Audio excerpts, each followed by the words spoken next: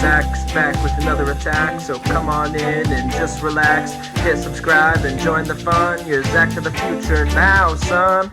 What's up, YouTube? Zach's back with another attack. Today we're counting down the top 10 Nickelodeon TV shows of all time. Now you gotta remember, most of the shows that I've watched were in the 90s and when I was younger, so it's gonna be a lot of stuff more in that demographic. I don't care as much for the stuff that they play nowadays. I've watched some of it, and some of it's not bad, but it's definitely not in the top 10, in my opinion. Again, this is definitely just my opinion. If you disagree, definitely let me know down in the comments, and tell me what you think are your favorites. So let's get started. At number 10, I have Zoe 101. This was a great show because it was like a soap opera for teens. And at the time, that was a great show. It had great stories, great characters, and it left us on a huge cliffhanger that I'm still wanting to know what happens. If you've seen the continuation that came out a couple years ago, then I'm sure you're wondering what comes next too. I'll leave a link to that down below just in case you haven't seen it. It's definitely worth watching if you're a fan of the series.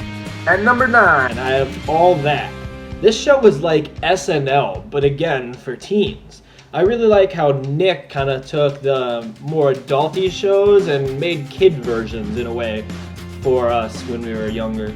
All That was great though because it introduced Amanda Bynes, Kenan and Kel, and a bunch of other themes that would later go on to become like Nick's staples. It was really something that was a big deal for Nick. The whole variety show thing was an awesome idea, and I loved watching it every time. Even if I didn't love every single skit, I was definitely laughing throughout because there was definitely skits in every single episode that I just found hilarious, and I grew to love the actors who were playing on All That. Speaking of the characters who were on All That, at number 8 I have Kenan and Kel. this show made me Love orange soda.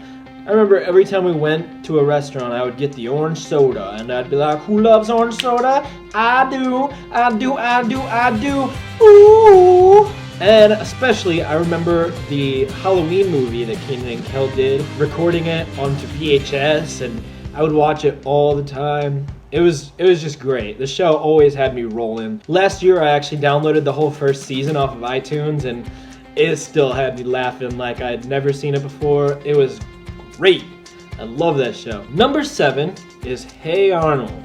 This show is great because it has a lot of things that people can relate to back then and today. Arnold's kind of just a normal kid, and he goes through real life problems, and it tackled real issues. But at the same time, there was definitely things that it tackled that weren't as serious, such as the stoop kid and things like that that aren't necessarily real life, but they definitely had me laughing and enjoying stuff as a kid. Danny DeVito as Ernie was hilarious.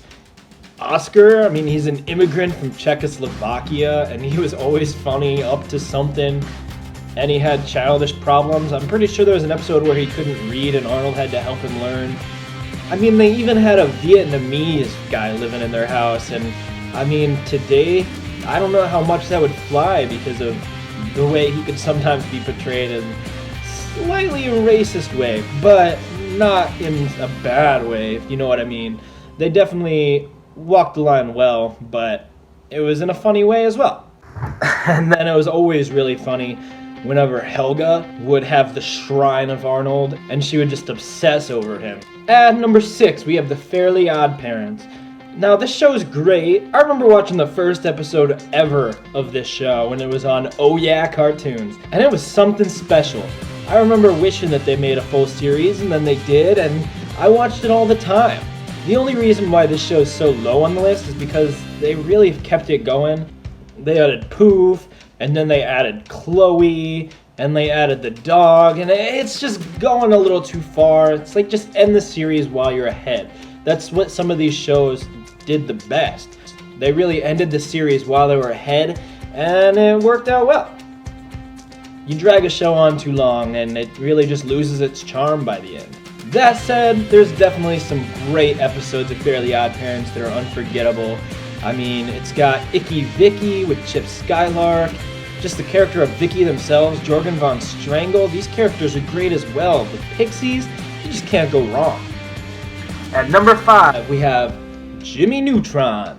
This show was also a show I remember seeing the first episode of, and watching the movie for the first time, it really blew my mind. The little shorts with the cube, and he would suck all of his dinner into it, and the crazy inventions he would get missing the bus, which maybe I did once or twice.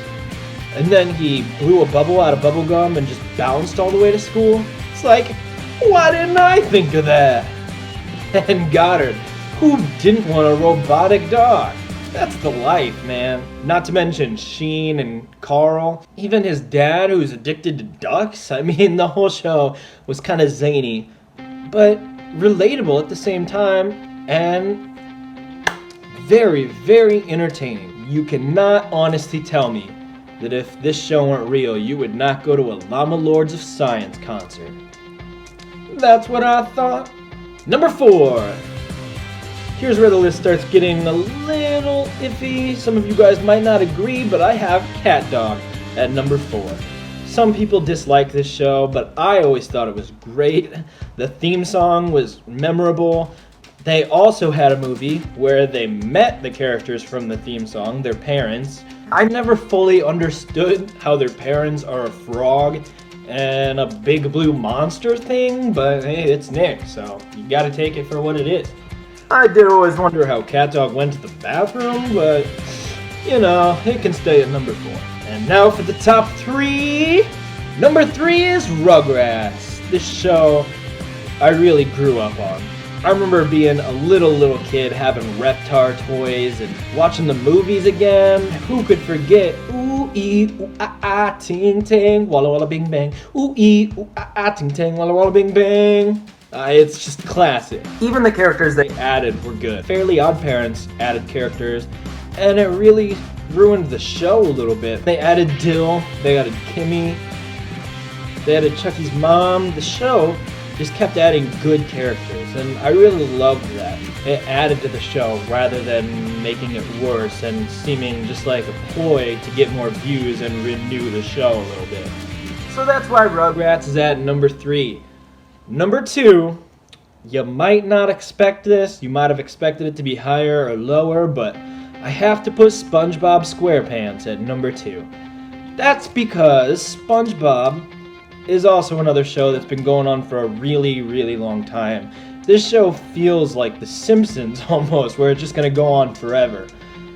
But that's not necessarily a good thing. Definitely there's been some good episodes that have come out of this, and definitely there's been some bad. It's a well-known fact that SpongeBob SquarePants has gone downhill a little bit the longer it's gone on.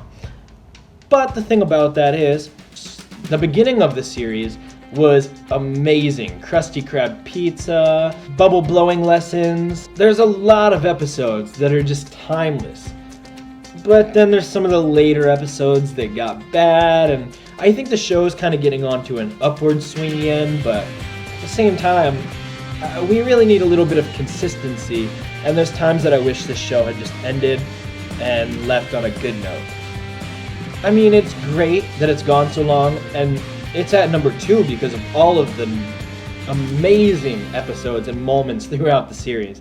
And you definitely can't deny it, that. It's Nickelodeon's best character, probably. The creator even wanted to end it, but Nickelodeon said no, because it's such an iconic big deal. But unfortunately, SpongeBob SquarePants is still number 2 on my list, because number 1, my favorite, what I think is the best Nickelodeon show of all time, is Drake and Josh. Say what you will, this show was great. Drake, another alumni of all that, and Josh, who was cast with him on The Amanda Show, had great chemistry during The Amanda Show. They were kind of already becoming a duo during that show, and it's no wonder that Dan Schneider saw that and wanted to make them their own show. This show also had some amazing moments that are unforgettable. Crazy Steve, the really big shrimp, Megan. Even just the way that they kind of included Drake's real-life music career into the show was really cool. And the way they started every episode like it was a reality show. I feel like we really grew with these characters, and because of this show, they're household names now. Just look at my video about Josh's wedding that Drake wasn't invited to, and how big of a deal that's become. All that no pun intended, is thanks to this show. So what do you think? Did I miss out on your favorite show on this list? I know a lot of people will get mad at me for not including Invader Zim, Ren and Stimpy, Angry Beavers, or maybe even Doug the Loud House. But it is what it is. I'm Zach, thanks for watching. If you like this video, hit the subscribe button, leave a comment, let me know what you think, and I'll catch you in the future.